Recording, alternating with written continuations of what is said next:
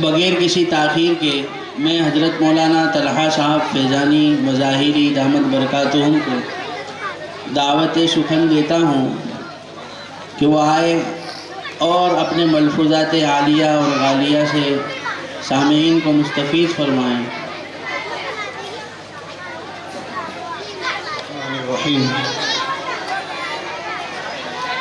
الحمد لله وكفى وسلام على عباده الذين اصطفى، أما بعد أعوذ بالله من الشيطان الرجيم، بسم الله الرحمن الرحيم.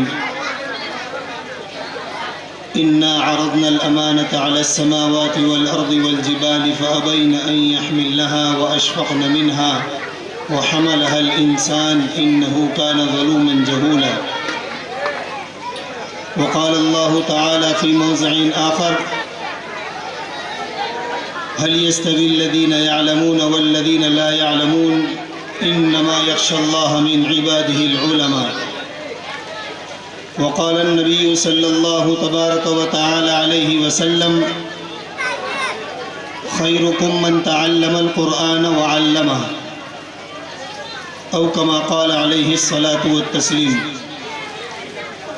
اللهم صل على محمد في أول كلامنا، اللهم صل على محمد في أوسط كلامنا، اللهم صل على محمد في آخر كلامنا. رب اشرح لي صدري ويسر لي أمري واحلل عقدة من لساني يفقه قولي. ربي زدني علما، ربي زدني علما، اللهم ربي زدنی علما.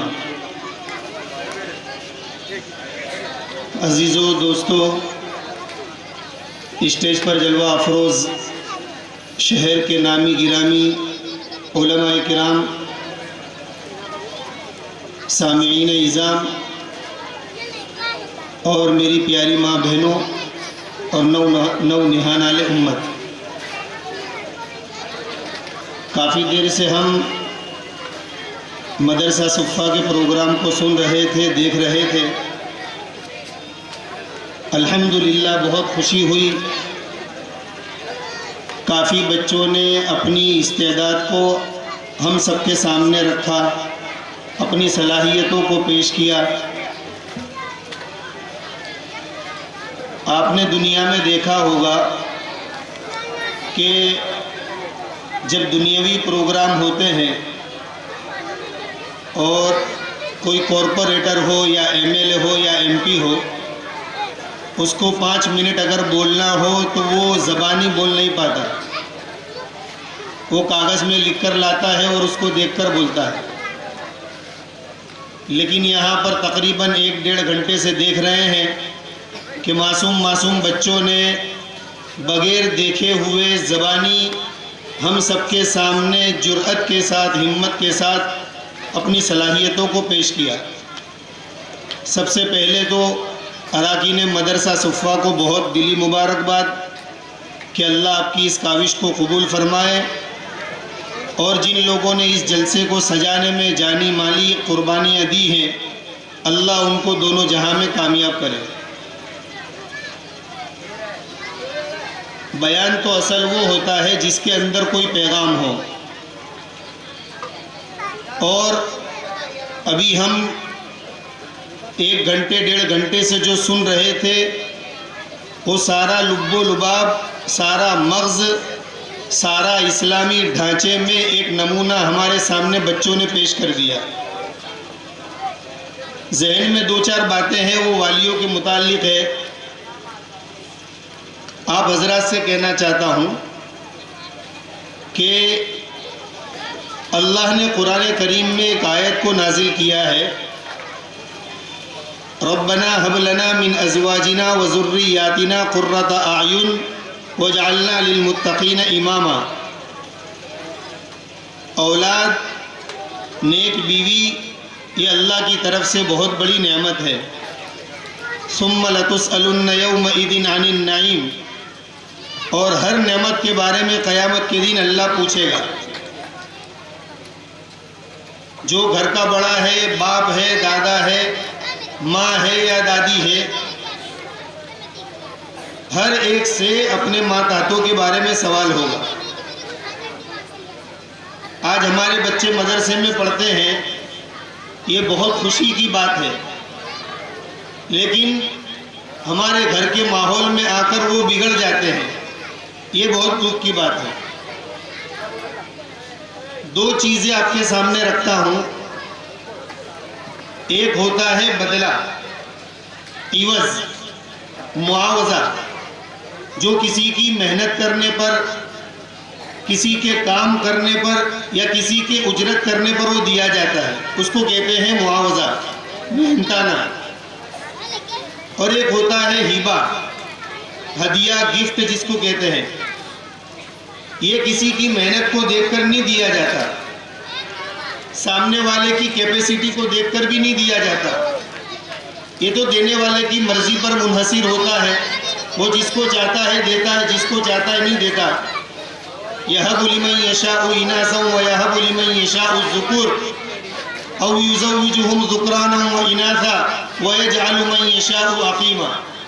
کسی کو لڑکی دیتا ہے، کسی کو لڑکا دیتا ہے، کسی کو جڑوا دے دیتا ہے، کسی کو کچھ نہیں دیتا۔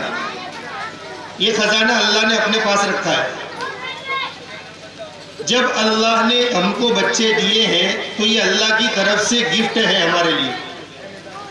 اور نسائی شریف کے اندر اللہ کے رسول صلی اللہ علیہ وسلم کے پاس ایک آدمی آیا، حدیث نسائی میں، اور آپ کو ایک جوڑا دیا، ایک جوڑی کپڑا دیا۔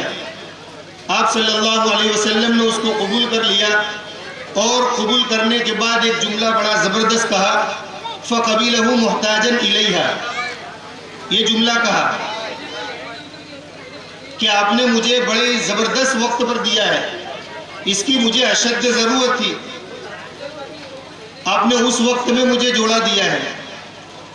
حالانکہ اللہ کے رسول صلی اللہ علیہ وسلم کو دنیا میں کسی چیز کی ضرورت ہی نہیں تھی، دنیا ہی ان کے لیے بنی ہے۔ یہ شمس و قمر، دن رات، صبح شام، یہ سب کا سب آپ ہی کے طفیل میں ہے۔ لیکن ایک چیز، ایک میسج سمجھانا چاہ رہے ہیں کہ جب کوئی آدمی کوئی چیز دے تو اس کے سامنے اس کو دکھلاؤ، اس کو اچھا لگے ایسا کر کے بتاؤ۔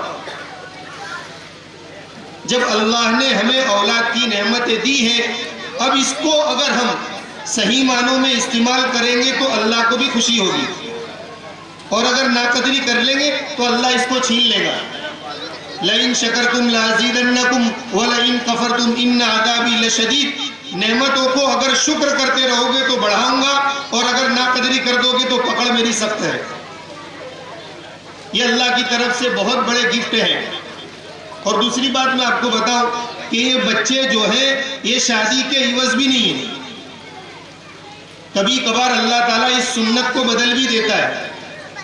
یہ ضروری ہے، یہ ہے ہمارے درمیان کہ شادی کرنے سے ہی بچے پیدا ہوتے ہیں، لیکن خدا کبھی اس سنت کو بدل کر بھی پیش کرتا ہے۔ بغیر ماں باپ کے بھی پیش کیا، بغیر ماں کے بھی پیش کیا، بغیر باپ کے بھی پیش کیا۔ تینوں مثالیں اللہ نے بتائی۔ حضرت آدم کو ابا اماں دونوں کے بغیر پیدا کیا، اپنی قدرت بتائی۔ حضرت حوا بغیر اماں کے پیدا کی، اپنی قدرت کا مظاہرہ کروایا۔ حضرت عیسیٰ بغیر ابا کے پیدا کیے اور اپنی قدرت کا مظاہرہ کروایا۔ کہنے کا مطلب یہ ہے کہ بچے جو ہیں یہ شادی کی وجہ سے نہیں ہوتے، ہاں یہ ہے کہ اس کی وجہ سے بھی ہوتے ہیں، لیکن اللہ تعالیٰ کبھی سنت کو تبدیل بھی کرتے ہیں۔ آج یہ جو بچے ہمارے سامنے ہیں یہی ہماری جنت ہے۔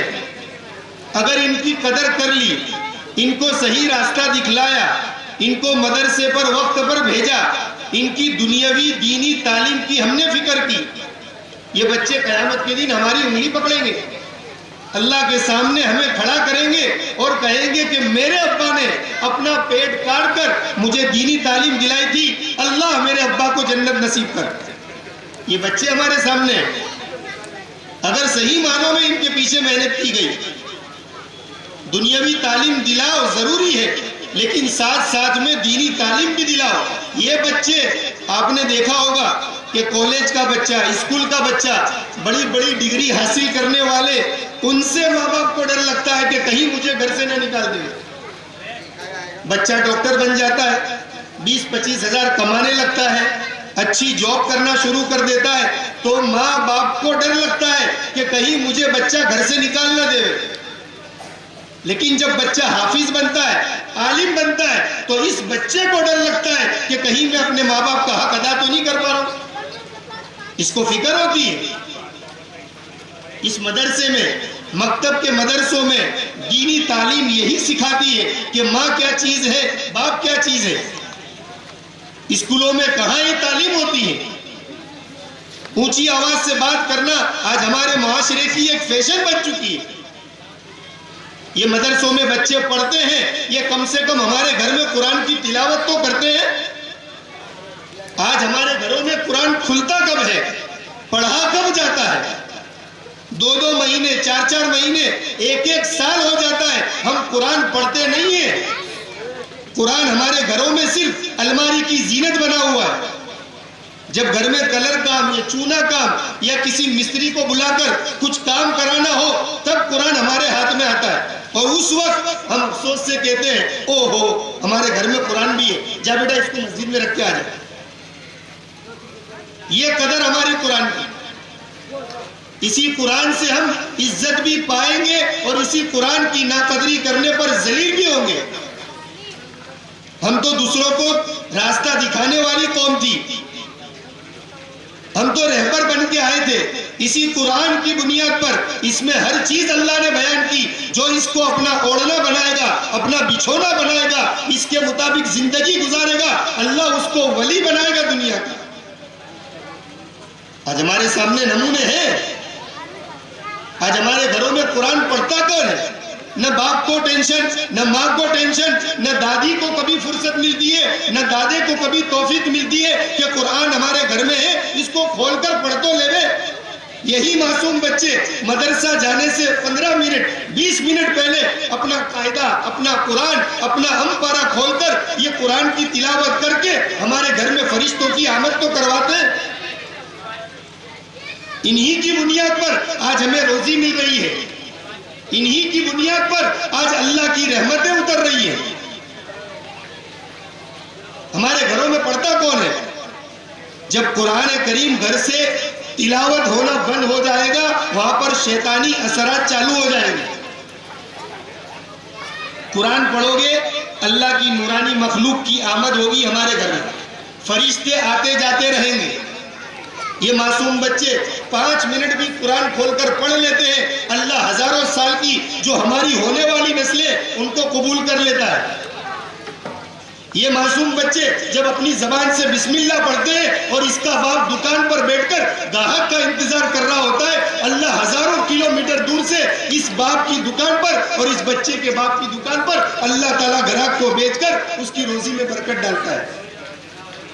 انہی بچوں کی بنیاد پر آج ہمارے محلوں میں مکتب ہے, اس کی قدر کر لو. بہت سارے ایسے ممالک ہیں جہاں پر بخاری, مسلم, سیاہ ستہ لکھنے والوں کی قبریں ہیں, جہاں پر علم حدیث کا سبق سنایا اور پڑھایا جاتا تھا. لیکن جب عوام نے, لوگوں نے قدریں نہیں کی, تو آج وہاں کا کیا حال ہے. دیکھو بخارا, سمرقند, تاشقند.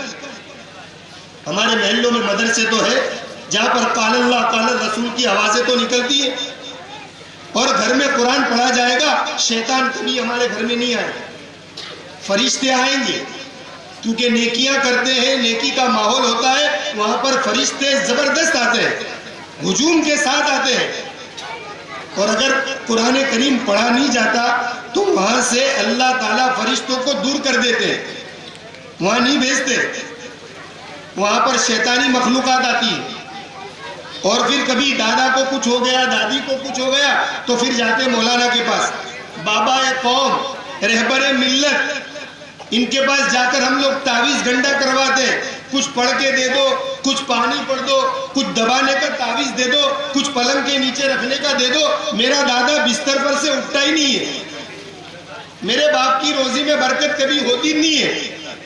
میاں بیوی میں جو نفرتیں ہو رہی ہے, وجہ اس کی یہ ہے کہ ہماری زندگیوں سے دینی تعلیم ختم ہو رہی ہے. وجہ سب سے بڑی وہ ہے. آج ہمارے پاس اسباب سکون دنیا بھر کے ہیں. اے سی ہمارے گھر میں ہے, کیوں؟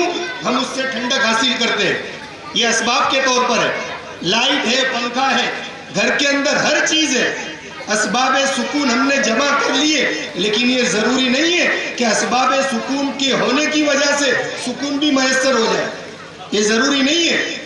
سکون ملے گا قرآن پڑھنے سے، سکون ملے گا قرآنی تعلیم سے۔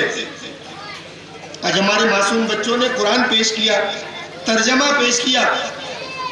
مولانا 25-30 سال کے نوجوان لڑکے جن کو غسل کے واجبات فرائض معلوم نہیں ہے، آج ہماری آنکھوں کے سامنے 2 بچوں کا باپ، 2 بچوں کی ماں جس کو وضو کے فرائض معلوم نہیں ہے، آج ہمارے مدرسے میں پڑھنے والے 8 سال 10 سال کے بچوں کو معلوم ہے۔ یہ تعلیم ہمارے یہاں دی جاتی ہے مدرسوں میں، ان کو سکھایا جاتا ہے کہ ماں کیا چیز ہے، باپ کیا چیز ہے، یہ بتایا جاتا ہے۔ یہ ماں باپ سے ڈرتے ہیں۔ یہ ماحول ہمارے مدرسوں میں قائم ہوتا ہے۔ اس لیے آپ لوگوں سے درخواست ہے، مستورات سے بھی مردوں سے بھی، کہ آپ اپنے محلے کی تعلیم کو مضبوط کرو، اپنے بچوں کو پابندی سے بھیجو۔ ایک دن بچہ نہیں جاتا، 40 دن کی برکت ختم ہو جاتی ہے۔ ہم شادی میں، گھومنے پھرنے میں، ادھر جانا ادھر جانا، بچوں کو مدرسے میں چھٹی کروا دیتے، جس کی وجہ سے اس کی تعلیم میں برکت ہی نہیں ہوتی۔ ایک دن غیر حاضری کرنے پر 40 دن کی برکت ختم ہو جاتی ہے۔ اس لیے آپ سے درخواست ہے کہ یہ چیز ہرگز مت کرو، بچوں کو پابندی سے مدرسے بھیجو۔ اس کا فائدہ کیا ہوگا کہ بچہ مسجد میں سے گھر پر آئے گا، مدرسے سے گھر پر آئے گا، یہ قرآن کھولے گا، یہ نماز گھر پر پڑھے گا، یہ کھانے کی دعا تمہارے سامنے پڑھے گا، یہ رات میں بسم اللہ پڑھ کر سوئے گا، یہ ٹوائلٹ میں جائے گا تو دعا پڑھ کر جائے گا، یہ نکلے گا تو دعا پڑھ کر نکلے گا۔